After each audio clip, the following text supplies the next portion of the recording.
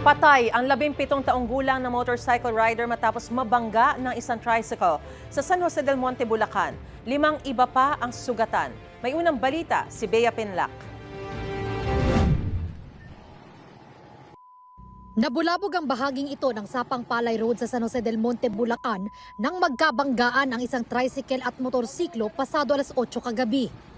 Ito yung tricycle na sumalpok sa motorsiklo sa kahabaan ng Sapang Palay Road dito sa San Jose del Monte, Bulacan. Kita pa rito kung saan mismo lumusot yung motorsiklo sa pagitan ng sidecar at motor ng tricycle.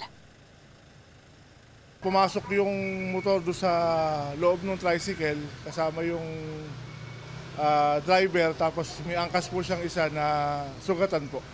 Patay ang 17 anyos na motorcycle rider.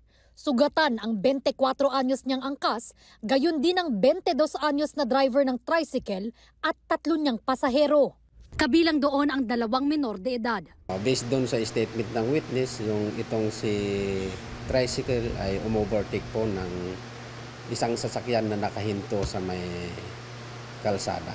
Sabi niya may kabilisan po yung tricycle, tapos suddenly turn left yung ginawa niya, kaya ang nangyari, nabulaga po talaga yung motorsiklo.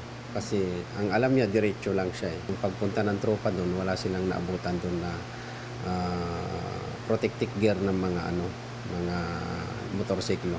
Reklamong reckless imprudence resulting in homicide, multiple physical injuries at damage to property ang posibleng kaharapin ng tricycle driver. Hindi pa nakuhanan ng pahayag ang tricycle driver dahil nagpapagaling pa siya sa ospital. Ito ang unang balita. Bea Pinlac para sa GMA Integrated News. Gusto mo bang mauna sa mga balita? Mag-subscribe na sa GMA Integrated News sa YouTube at tumutok sa unang balita.